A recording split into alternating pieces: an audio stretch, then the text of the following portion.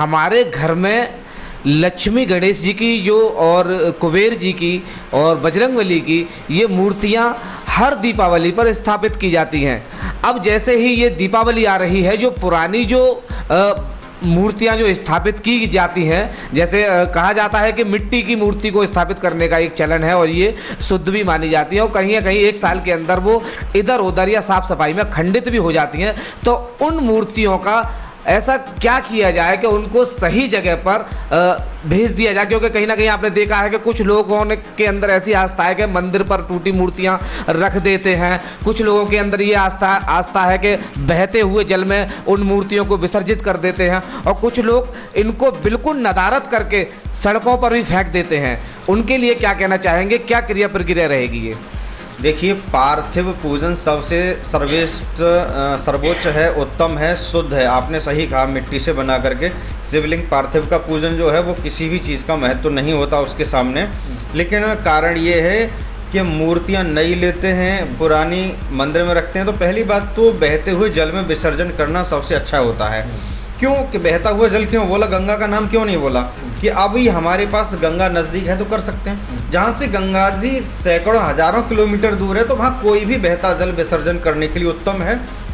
दूसरी चीज़ इस पर बोलना चाहेंगे कि ये एक माध्यम है चित्त लगाने का, क्योंकि चित्र देख के चित्त बदलता है। जैसा हम चित्र देखेंगे वैसा चिंतन होगा, वैसा हमारा चरित्र होगा और हमारा चित्त होगा। तो भगवान को न हम खरीद सकते हैं न ला सकते हैं। जिस भगवान ने हमको बनाया उसी भगवान की आकृति हम लोग बना रहे हैं, उसी की पूजा कर रहे हैं। ये चित्त लगाने के लिए है, वरना जैसे हमारा ध्यान लगे, जैसे हमारी श्रद्धा हो, वो माध्यम अनेक अनेक हो सकते हैं। हमारे तंत्र में सभी के लिए मान्यवर है। मूर्ति है तो मूर्ति के लिए नहीं है, तो नाम के लिए नाम भी नहीं है। तो हमारा स्वाध्याय, अध्यात्म, हमारी आत्मा जो आवाज़ कहती है, वही तंत्र, वही ज्योतिष, वही हमारा ज्ञान, वही पूजा, वही अर्चना है।